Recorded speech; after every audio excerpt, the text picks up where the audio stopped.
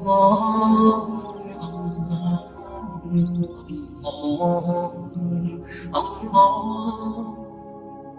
حضرت عمر کا آیا،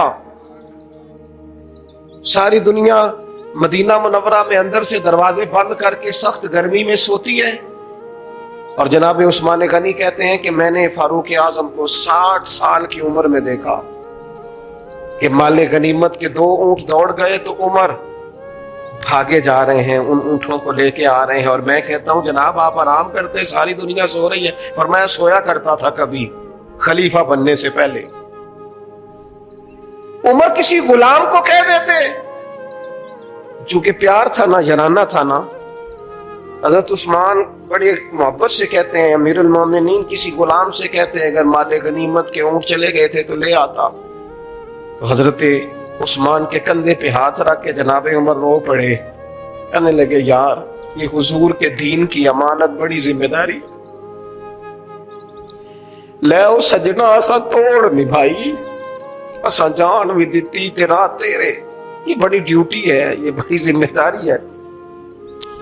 میں کیسے غلام کو بھیج دیتا، مسلمانوں کا مال ہے، جب ڈیوٹی میری ہے تو کیسے کسی کو بھیجتا۔ حضرت عثمان غنی رضی اللہ تعالیٰ عنہ ایک دن حضرت عمر فاروق سے کہنے لگے عمر باس کر دے یار، تیرے بعد بھی تو لوگوں نے خلیفہ بننا ہے، کیسے کوئی تیرے رستے پہ چلے گا۔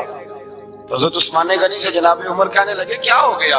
آپ فرمانے لگے کل میں دیکھ رہا تھا کہ لوگ باغ میں مزدوری کر رہے تھے اور آپ امیر المومنین ہو کے ان کا ہاتھ بٹا رہے تھے، ہاتھ بٹا رہے تھے۔ تو حضرت عمر کہنے لگے بوڑھے تھے، بیمار تھے، مزدوری کر رہے تھے تو پسینہ بہہ رہا تھا، کیا ہو گیا اگر تھوڑا سا میں نے ساتھ دے دیا۔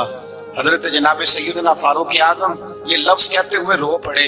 آپ فرمانے لگے میں کسی بادشاہ کا شہزادہ نہیں، میں بھی اسی باپ کا بیٹا ہوں جو اونٹ چرا کے گزارا کیا کرتا تھا۔ حضرت ابوبکر صدیق رضی اللہ تعالیٰ عنہ خلیفۃ المسلمین بنے، خلیفہ بنے تو سویرے اس رات خلیفہ بنے، سویرے سر پہ ٹوکری رکھی، منڈی کی طرف جا رہے ہیں۔ حضرت عمر فاروق رضی اللہ تعالیٰ عنہ مولا علی شیر خدا کو کسی نے بتایا کہ وہ تمہارا خلیفہ تو جا رہا ہے مزدوری کرنے، وہ تو جا رہا ہے کمائی کرنے۔ حضرت علی شیر خدا مولا کائنات جناب فاروق اعظم دونوں نے رستے میں روکا کہ ابو بکر کہاں جا رہے ہو؟ فرمانے لگے کام کرنے جا رہا ہوں، مزدوری کروں گا، منڈی میں جاؤں گا، تجارت کرتا تھا اس کو جاری رکھوں گا، بچوں کا پیٹ بھی تو پالنا ہے۔ اب تمہاری حکومت کے پیچھے بچے تو نہیں نا بھوکے مروا لینے، میں نے کچھ کرنا تو ہے۔ حضرت عمر کہنے لگے چلا آگے بیٹھ، ہم صحابہ کو اکٹھا کرتے ہیں اور مال غنیمت سے تیرا وظیفہ لگاتے ہیں، آپ کو وظیفہ ملے گا ماہانہ، تو آپ رہ بیٹھ کر کے مسجد میں تو ڈیوٹی کریں۔ بیٹھ گئے، مشاورت ہوئی تو حضرت ابوبکر صدیق رضی اللہ تعالیٰ عنہ پوچھنے لگے جناب بتلائیے آپ کا کتنا وظیفہ لگایا جائے؟ تو حضرت ابوبکر صدیق فرمانے لگے اتنا لگا دو جتنے کی مزدور کی تنخواہ ہوتی ہے۔ تو ایک صحابی بول کے بڑے میٹھے اور دھیمے لہجے میں کہنے لگے ابوبکر اگر تیرا گزارا نہ ہوا تو، اگر تیرا گزارا نہ ہوا تو حضرت ابوبکر صدیق فرمانے لگے اگر میرا گزارا نہ ہوا تو میں مزدوروں کی تنخواہوں میں اضافہ کر دوں گا، اگر مزدوروں کے گھر چلنے لگیں گے تو میرا بھی چلے گا۔ قرآن مجید کی آیت میں نے تلاوت کی، اللہ فرماتے ہیں الف لام میم احسب الناس ان یترکوا ان یقولوا آمنا، اللہ فرماتے ہیں کہ لوگوں نے یہ گمان کیا ہے کہ انہیں چھوڑ دیا جائے گا صرف یہ کہہ دینے پر کہ ہم ایمان لے آئے۔ انہوں نے کہا ہم ایمان لے آئے تو اب انہیں چھوڑ دیا جائے گا، بس ختم، اتنی بات پر چھوڑ دیا جائے گا، وَهُمْ لَا يُفْتَنُونَ، اور انہیں آزمایا ہی نہیں جائے گا۔ فرمایا ایمان لانے کے بعد صرف ایمان پر ہی تمہیں چھوڑا نہیں جائے گا بلکہ تمہیں آزمایا جائے گا، تمہاری آزمائش ہوگی۔ کس طرح؟ وَلَنَبْلُوَنَّكُمْ بِشَيْءٍ مِّنَ الْخَوْفِ وَالْجُوعِ وَنَقْصٍ مِّنَ الْأَمْوَالِ وَالْأَنفُسِ وَالثَّمَرَاتِ، تمہیں کسی نہ کسی ایک چیز سے ضرور آزمائیں گے، یا خوف سے آزمائیں گے، بھوک سے آزمائیں گے، جانوں اور مالوں کی کمی سے، پھلوں کی کمی سے آزمائیں گے۔ اور یہ پھلوں کی کمی سے مراد، علماء تفسیر نے لکھا اس سے مراد اولاد کا انتقال کر جانا بھی، وہ بھی پھل ہوتی ہے۔ تمہیں آزمائیں گے اور اگر تم پورے اترے تو وَبَشِّرِ الصَّابِرِينَ، رب فرماتا ہے محبوب پھر صبر کرنے والوں کو میری رحمت کی خوشخبری سنا دے۔ پھر انہیں خوشخبری دے دے میرے کرم کی. میرے عزیز زندگی میں آزمایا جائے گا. نبی اکرم نور مجسم شفیع معظم صلی اللہ علیہ وسلم کی بارگاہ میں حضرت خباب بن ارت رضی اللہ تعالیٰ عنہ حاضر ہوئے. حضور خانہ کعبہ کے ساتھ ٹیک لگائے بیٹھے تھے تو حضرت خباب عرض کرنے لگے یا رسول اللہ اتنی تکلیفیں آ رہی ہیں, کافر اتنا ستا رہے ہیں, ہمیں پریشان کیا جا رہا ہے, ہم سخت آزمائش میں. حضور آپ اللہ کی بارگاہ میں دعا کیوں نہیں کرتے ہمارے لیے؟ نبی پاک علیہ السلام فرمانے لگے تم سے پہلے لوگوں کا حال پتہ کیا تھا؟ یہ صحیح حدیث بخاری میں موجود ہے. فرمایا تم سے پہلے لوگوں کا حال یہ تھا کہ انہیں گڑھے کے اندر رکھ کے ان کے جسم کو مٹی سے دبا کے پھر ان کے سروں پر آریاں رکھ کے چیر دیا جاتا تھا, لیکن پھر بھی وہ اپنے دین سے ہٹا نہیں کرتے. نبی پاک علیہ السلام فرمانے لگے تم سے پہلے لوگوں کا یہ عالم تھا کہ ان کے جسم لوہے کی کنگھیوں سے کریت دیے جاتے تھے, ان کا گوشت اتار دیا جاتا تھا, لیکن وہ اپنے دین سے ہٹنے کو تیار نہیں ہوتے تھے. یاری تیری سونے پر ازمائشاں تیریاں اگ, اے سونا پرکھیا جامدائی پہلو نال اگاں دے لگ. اپنی زندگی میں تیار رہیں, ذہنی طور پر آزمائش کے لیے تیار رہیں, مزاج بنائیں. جب بندہ پہلے سے تیار ہوتا ہے نا, اس کا خیال ہوتا ہے کہ آزمائش آ گئی تو میں نے صبر کرنا ہے, پہلے سے اس کی تیاری ہوتی ہے, پھر وہ ذرا گھبراتا نہیں, پریشان نہیں. ہم تیار نہیں ہیں ذہنی طور پر. ہر بندے کو سکھ چاہیے, ہر بندے کو. بلکہ ہمارے ہاں تو لوگ کہتے ہیں مرید ہو رہا ہوں تاکہ میری طرف تکلیف کوئی نہ آئے. تو میں کیا کرتا ہوں, پہلے پیر سے پوچھ لو اسے کبھی آئی ہے کہ نہیں. اگر اسے آئی ہے تو پھر اس کا مطلب ہے تمہیں بھی آ سکتی ہے. لوگ نماز اس لیے شروع کرتے ہیں, کہتے ہیں میں 5 نمازیں بھی پڑھتا ہوں, میں صدقات بھی کرتا ہوں, کام میرا پھر نہیں چلتا. تو میں کہتا ہوں تمہیں پتہ ہی نہیں, نمازی کے لیے تو آزمائش ہے. جتنا جتنا ایمان کامل اتنی اتنی آزمائش بھی زیادہ. اور یہ میں اپنے پاس سے نہیں کہہ رہا, حضرت ابو سعید خدری رضی اللہ تعالیٰ عنہ فرماتے ہیں میں نبی پاک علیہ الصلوۃ والسلام کی خدمت میں حاضر ہوا اور حضور کے دست مبارک کو چومنے کے لیے میں نے اپنے ہاتھ جب آگے کیے تو تپش تھی, تیز بخار تھا نبی پاک کو. تو حضرت ابو سعید خدری رضی اللہ تعالیٰ عنہ ارشاد فرماتے ہیں کہ میں نے, یہ سنن ابن ماجہ میں موجود ہے, فرماتے میں نے عرض کیا یا رسول اللہ صلی اللہ علیہ وسلم اتنا تیز بخار؟ حضور فرمانے لگے ہم پر جو آزمائشیں آتی ہیں نا انبیاء پر, وہ عام لوگوں سے دگنا آتی ہیں. یہ تو لاڈلے ہیں, یہ تو محبوب ہیں اللہ کے. فرمایا عام لوگوں سے دگنی آزمائش آتی ہے, لیکن فرمایا ہمارا رب بڑا کریم ہے, ہمیں اجر بھی ڈبل ہی عطا کرتا ہے, ہمیں اجر بھی ڈبل ہی عطا کرتا ہے. تو حضرت ابو سعید خدری کہتے ہیں موقع اچھا تھا, میں نے ایک سوال بھی کر دیا. میں نے کہا یا رسول اللہ صلی اللہ علیہ وسلم بتائیے نا بھلا دنیا میں زیادہ آزمائشیں کن کو آتی ہیں؟ تو حضور فرمانے لگے سب سے زیادہ آزمائشیں اللہ کے انبیاء کو آتی ہیں, نبیوں کو آتی ہیں. حضور اس کے بعد فرمایا اس کے بعد جو ان کے زیادہ قریب ہوتا ہے اسے آتی ہے. لوگ کیا سمجھیں گے امام حسن کی آزمائش کو, لوگ کیسے سمجھیں گے سیدنا امام حسین کی آزمائش کو؟ فرمایا جو ان کے زیادہ قریب ہوتا ہے اسے زیادہ آزمائش آتی ہے. تو حضور کے سب سے قریب تو امام حسن ہے نا, امام حسین ہے نا. تو کیا سمجھتا ہے قربت بس نسبت کے اظہار کا نام ہے اور بڑے لطف کے ساتھ زندگی گزارنے کا نام ہے؟ تو نبی پاک علیہ الصلوۃ والسلام نے فرمایا بات بڑی مزے کی ہے. فرمایا پھر اللہ کے بعض بندے تو ایسے ہوتے ہیں جنہیں اللہ فقر میں مبتلا کر دیتا ہے. فرمایا ان کے پاس صرف ایک چادر رہ جاتی ہے, اتنا فقر ان کے پاس آتا ہے. لیکن جو حدیث کے آخری لفظ ہے نا وہ وجد والے ہیں, وہ وجد والے ہیں, وہ سرور والے ہیں. ہمارا یہ مزاج ہوتا ہے کہ میٹھا میٹھا کھا جاؤ اور ذرا کڑوا آ جائے تو سویرے بھی رو شام بھی رو, حال ہی کوئی نہیں, غریبی بڑی, پریشانی بڑی, حضرت صاحب گھر سے بیماری جاتی نہیں. اور جناب کیا بتائیں, بعض لوگ تو ایسے ہیں جن کی بات سن کے لگتا ہے زندگی میں کبھی سوئی ہی نہیں, اتنے بڑے بڑے دکھ سناتے ہیں. او خدا کی رحمت کا بھی تو ذکر کرنا, خدا نے جو تیرے اوپر انعامات کیے ان کا بھی تو ذکر کرنا, ان کا تذکرہ ہی نہیں کر رہا میرا بھائی. نبی پاک علیہ السلام نے فرمایا ان لوگوں پر دکھ آتے ہیں پر قربان ہونے کو جی چاہتا ہے ان لفظوں پر. حضور فرمانے لگے وہ رب کی طرف سے آنے والے دکھ پر بھی اس طرح راضی ہوتے ہیں جس طرح تم میں سے کوئی راحت ملنے پر راضی ہوتا ہے. سکون والی چیز ملنے پر جس طرح تم راضی ہوتے ہو اس طرح وہ دکھوں پر بھی راضی ہوتے ہیں. دکھ قبول محمد بخشا. دکھ قبول محمد بخشا پر ایک شرط لگائی چھوٹی سی میاں صاحب نے. انہوں نے کہا 100 دفعہ قبول ہے. دکھ 100 دفعہ قبول. دکھ قبول محمد بخشا پر راضی رہن پیارے. یہ شرط یہ ہے کہ تو راضی رہ. تو راضی رہ. دکھ قبول محمد بخشا راضی رہن پیارے. اور حضرت سلطان صاحب کہنے لگے ایسا کیتی ہے جان حوالے رب دے. ایسا عشق کمایا ہے اسی مرن تو پہلو ہی مر گیا باہو تا مطلب نو پایا ہے. ہم نے تو پہلے سے ہی نتیجہ نکال دیا. تو سکون ڈھونڈنے نکلا ہے. تو چاہتا ہے زندگی میں آرام مل جائے. کائنات میں سب سے زیادہ پیار اللہ کا اپنے محبوب کے ساتھ. لیکن دیکھ لو نا پیدائش سے پہلے ہی حضور کے والد چلے گئے. 4 سال یا 6 سال کی عمر میں والدہ گئیں.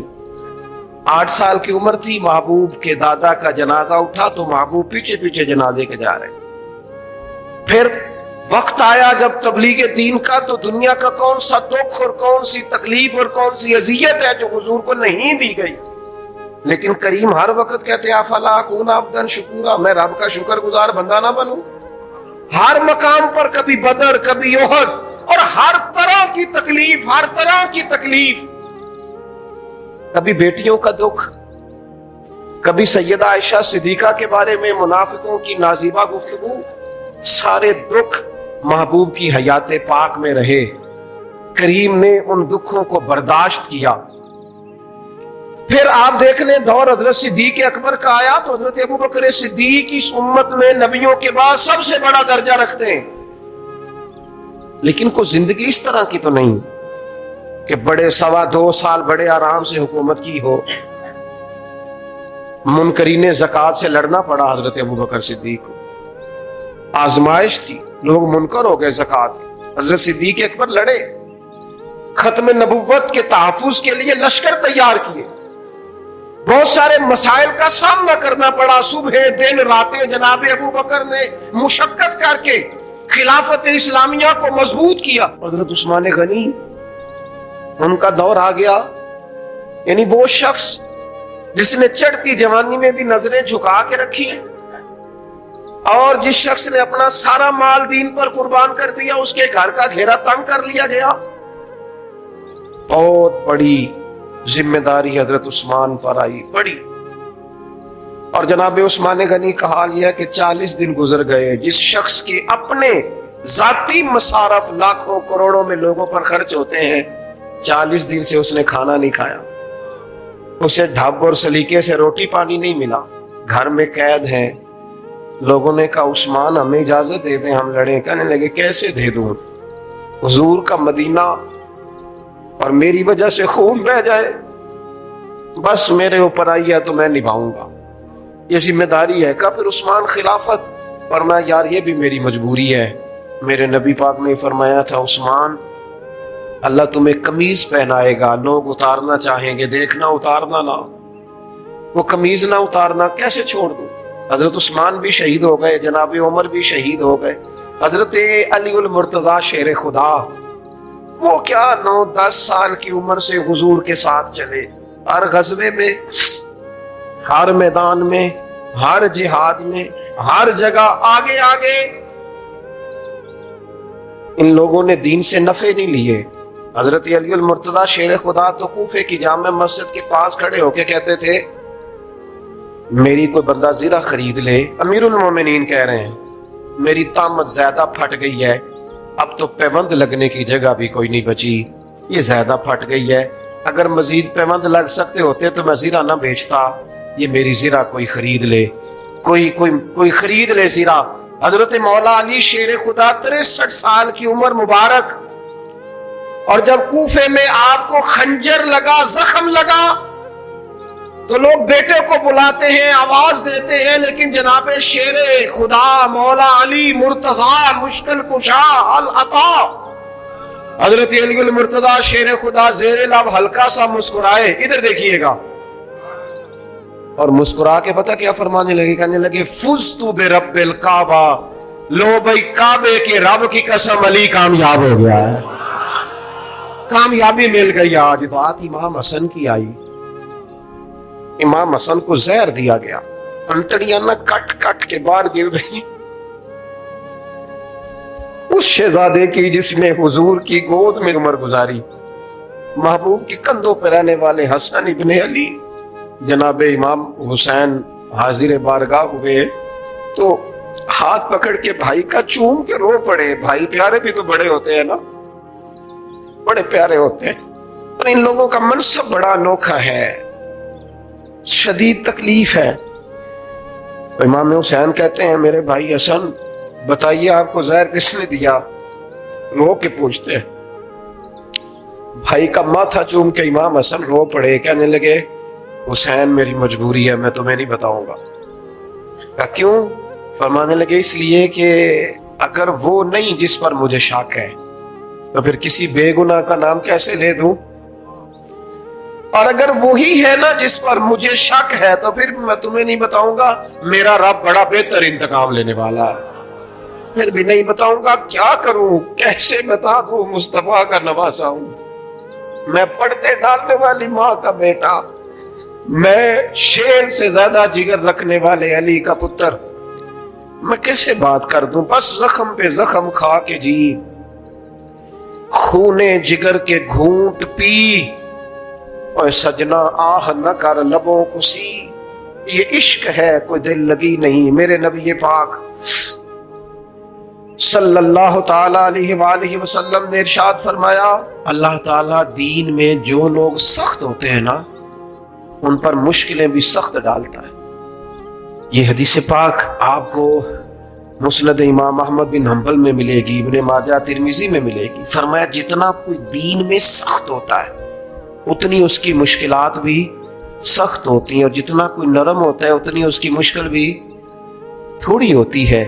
حسین ابن علی بڑے سخت تھے نا دین میں، جاندار تھے نا دین کے معاملے میں، اللہ نے مشکل ڈالی۔ امام علی مقام کی باری آئی، بڑی منت کی حضرت عبداللہ ابن عمر نے، رو کے کہا حسین نہ جاؤ۔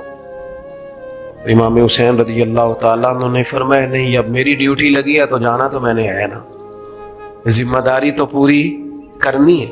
امام علی مقام رضی اللہ تعالیٰ عنہ نے اس ساری مشقت کو دیکھا۔ گھر چھوڑنا بڑا مشکل کام ہے، گھر چھوڑنا، جہاں انسان رہا ہوتا ہے نا والدین کے ساتھ، جہاں وقت گزارا ہوتا ہے۔ کبھی بندہ بوڑھا بھی ہو جائے تو خوابیں اپنے پرانے مکان کی آتی ہے، خواب بھی کبھی آئے نا تو وہیں گھومتا انسان اپنے آپ کو پاتا ہے۔ لیکن امام حسین نے کہا کہ بس اب وقت آیا ہے تو اب یہ چھوڑنا ہے۔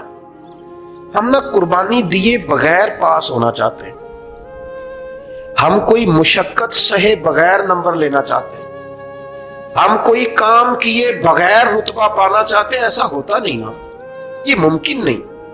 آپ تاریخ پڑھیں نا انبیاء کی، حضرت نوح علیہ السلام نے 950 سال محنت کی ہے، اور میں سورہ ہود دیکھتا ہوں تو میں وہ انداز دیکھتا ہوں جس طرح کفر ان سے بات کرتا تھا۔ بڑی جدوجہد کی حضرت نوح نے، لیکن پتہ ہے دکھ اس سے بڑا کیا دیکھا؟ اپنا بیٹا ہی کافر ہو گیا۔ مالک امتحان ڈالتا ہے تو بڑے بڑے، اور حضرت نوح نے اپنے بیٹے کو ڈوبتے دیکھا، کہا مالک میرا بیٹا، فرمایا نہیں یہ تیرا ہے ہی نہیں، تیرے طریقے پر نہیں تو تیرا کیسے ہوگا؟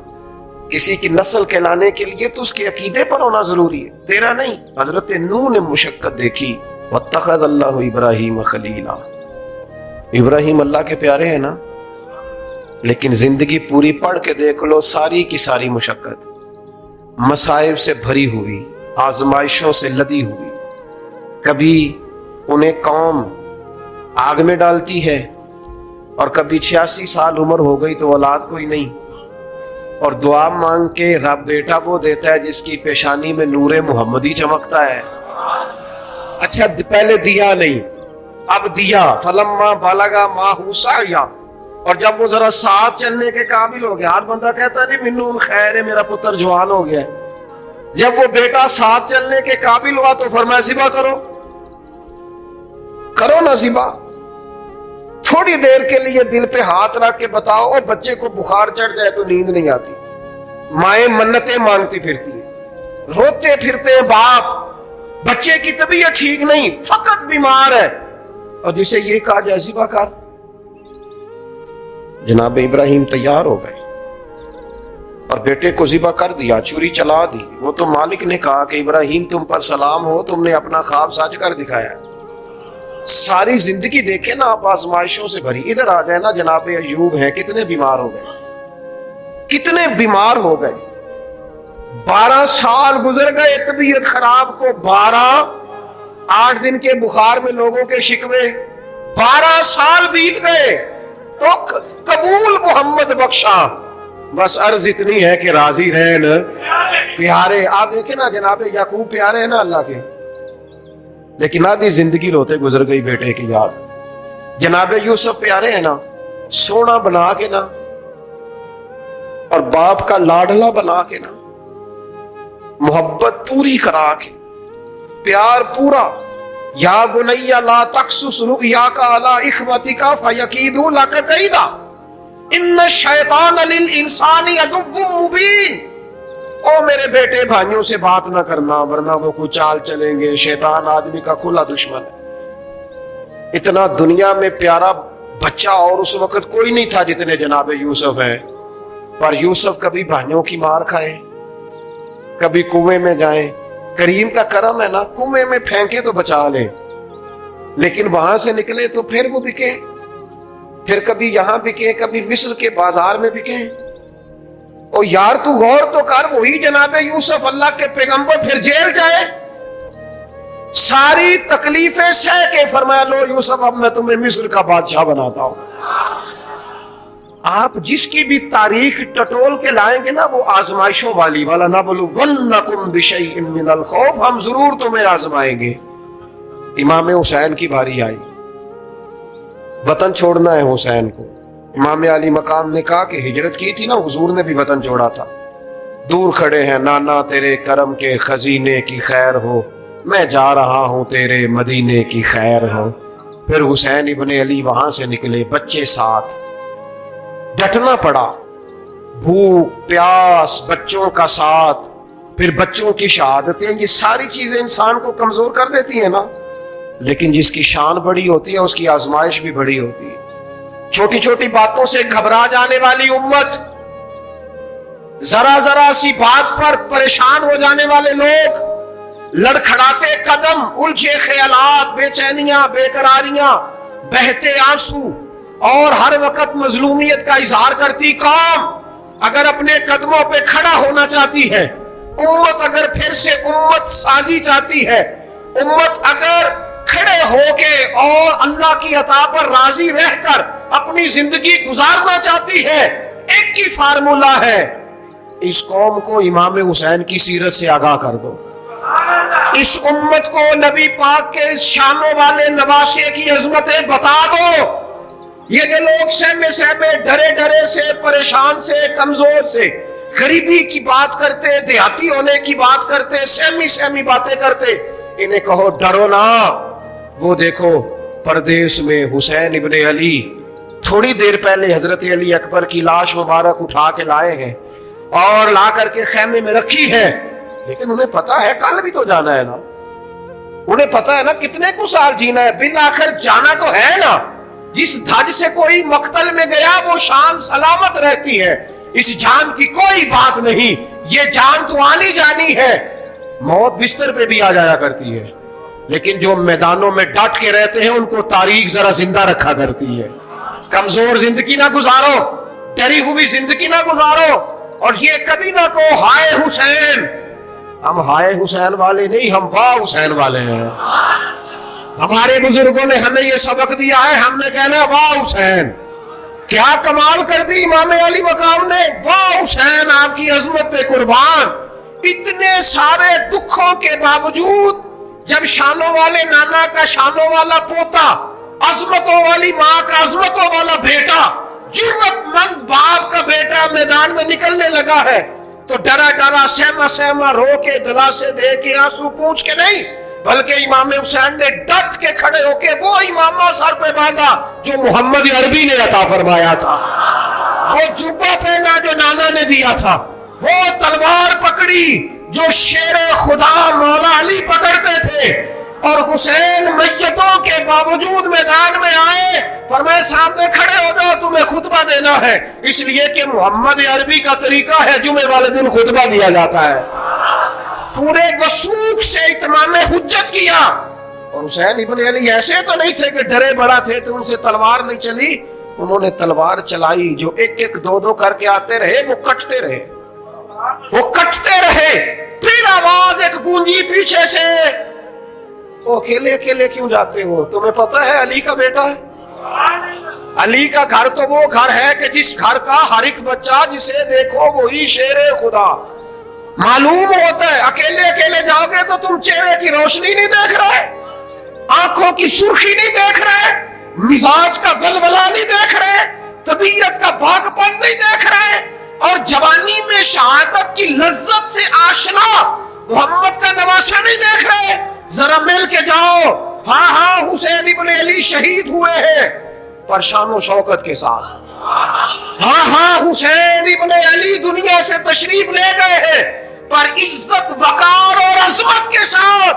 ہاں حسین ابن علی کا سر کٹا ہے، مخالف نے تو اپنی طرف سے نیزے کی نوک پہ چڑھایا تھا، اور حسین کا سر بول بول کے کہہ رہا تھا دیکھ لو میں کٹ بھی گیا ہوں پھر بھی سب سے اونچا ہوں، یہ دیکھو میں سب سے اونچا ہوں، سب سے اونچا ہوں میں.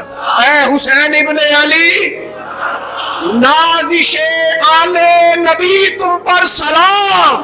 اے حسین ابن علی تم پر سلام، نازش آل نبی تم پر سلام.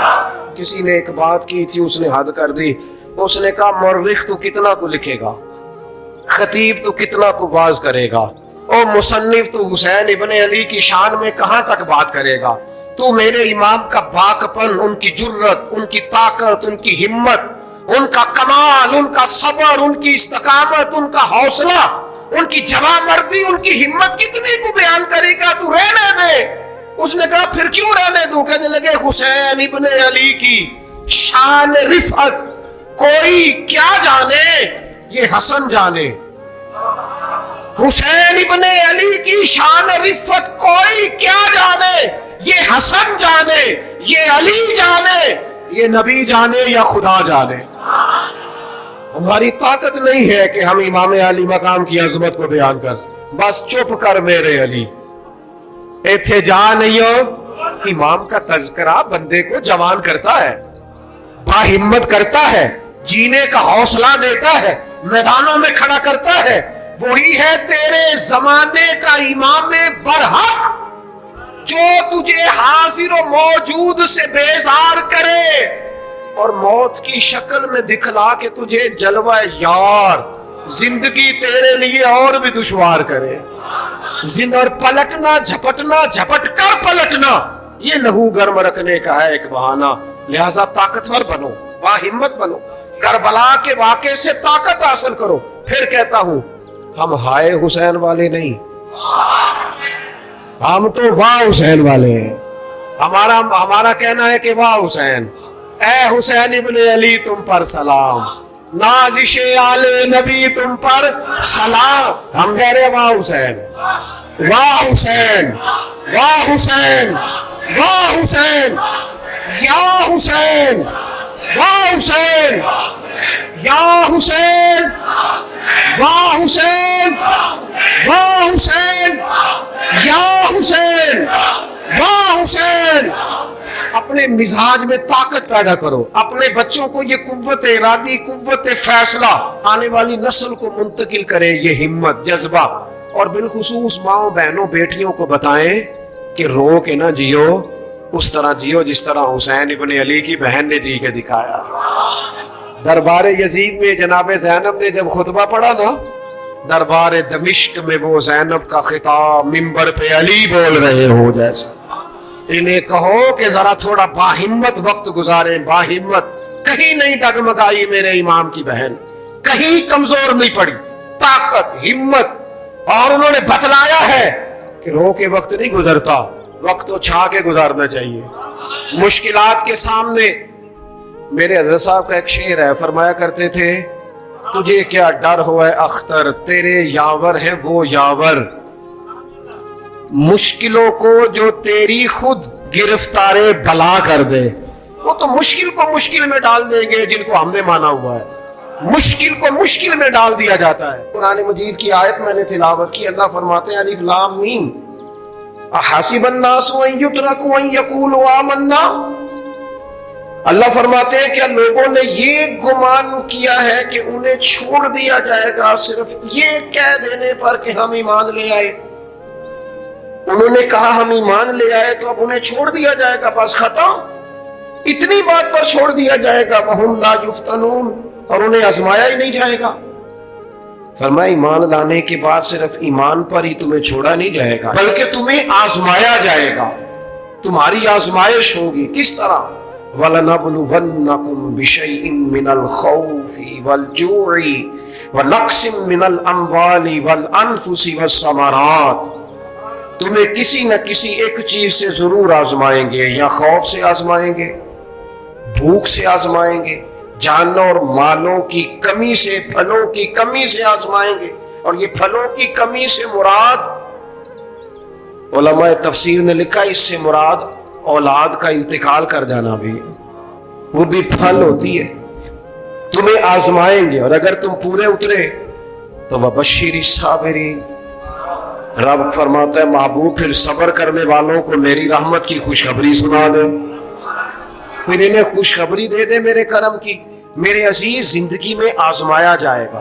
نبی اکرم نور مجسم شفیع معظم صلی اللہ علیہ وسلم کی بارگاہ میں حضرت خباب بن ارت رضی اللہ تعالیٰ عنہ حاضر ہوئے، حضور خانہ کعبہ کے ساتھ ٹیک لگائے بیٹھے تھے، تو حضرت خباب عرض کرنے لگے یا رسول اللہ اتنی تکلیفیں آ رہی ہیں، کافر اتنا ستا رہے ہیں، ہمیں پریشان کیا جا رہا ہے، ہم سخت آزمائش میں، حضور آپ اللہ کی بارگاہ میں دعا کیوں نہیں کرتے ہمارے لیے؟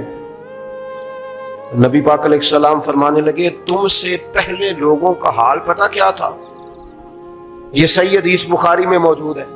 فرمایا تم سے پہلے لوگوں کا حال یہ تھا کہ انہیں گھڑے کے اندر رکھ کے ان کے جسم کو مٹی سے دبا کے پھر ان کے سروں پر آریاں رکھ کے چیر دیا جاتا تھا، لیکن پھر بھی وہ اپنے دین سے ہٹا نہیں کرتے۔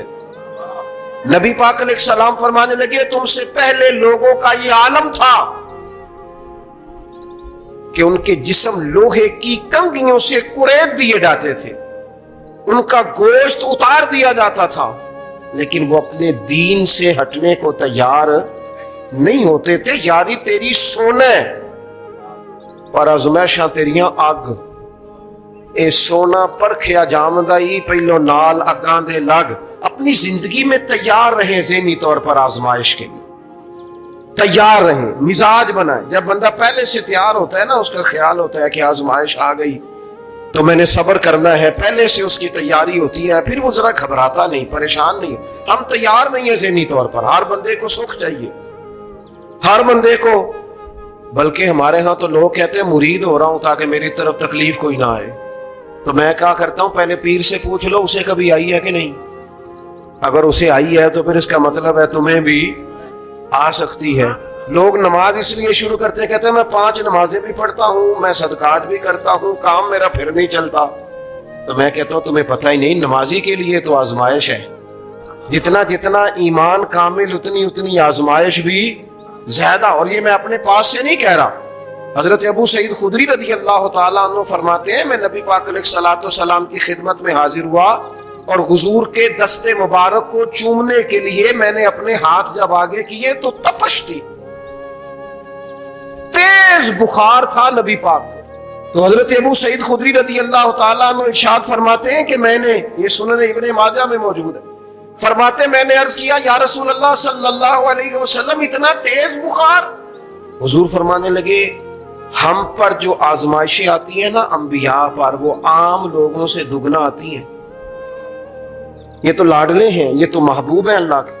فرمایا عام لوگوں سے دگنی آزمائش آتی ہے، لیکن فرمایا ہمارا رب بڑا کریم ہے، ہمیں اجر بھی ڈبل ہی عطا کرتا ہے، ہمیں اجر بھی ڈبل ہی عطا کرتا ہے. تو حضرت ابو سعید خدری کہتے ہیں موقع اچھا تھا، میں نے ایک سوال بھی کر دیا. میں نے کہا یا رسول اللہ صلی اللہ علیہ وسلم بتائیے نا بھلا دنیا میں زیادہ آزمائشیں کن کو آتی ہیں؟ تو حضور فرمانے لگے سب سے زیادہ آزمائشیں اللہ کے انبیاء کو آتی ہیں، نبیوں کو آتی ہیں.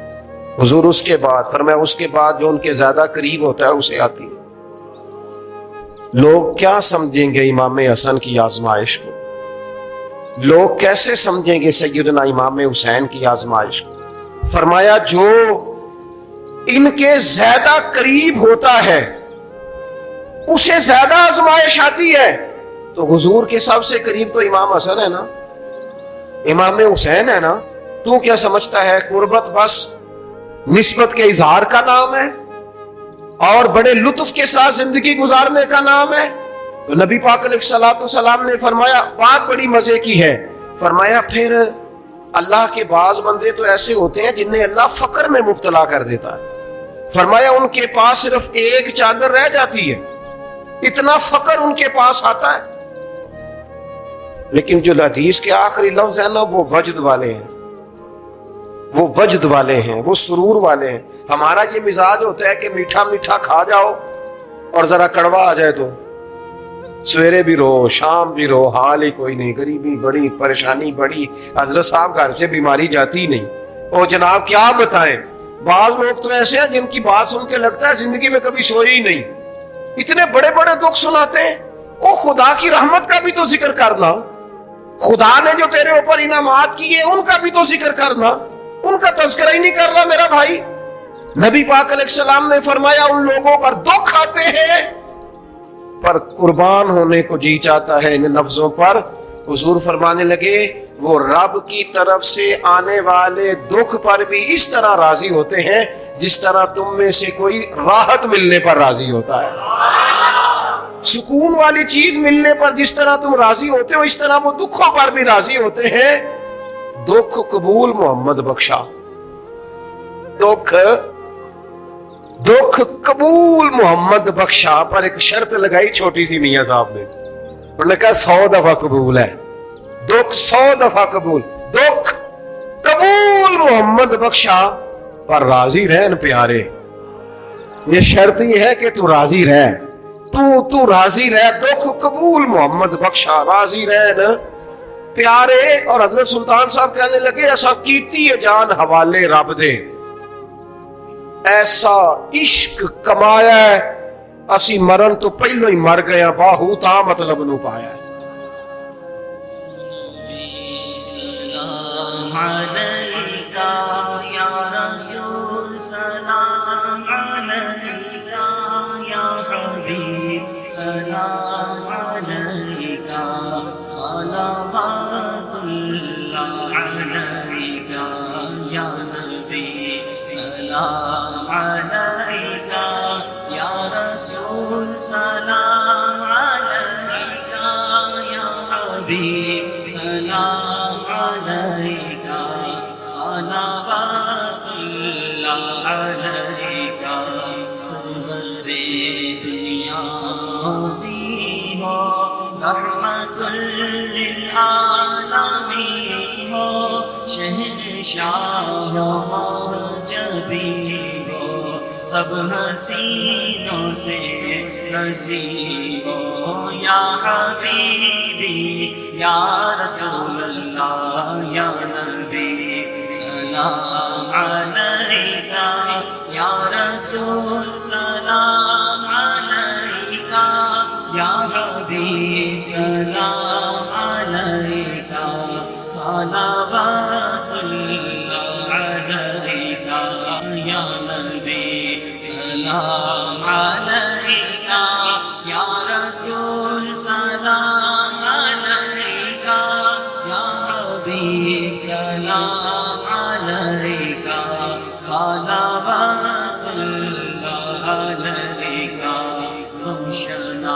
پاس بھی تم ہی ہو، دل کے پاس بھی تم ہی ہو، دل کی آس بھی تم ہی ہو، دل کو راس بھی تم ہی ہو، یا حبیبی یا رسول اللہ یا نبی سلام علیکہ، یا رسول سلام علیکہ، یا حبیب سلام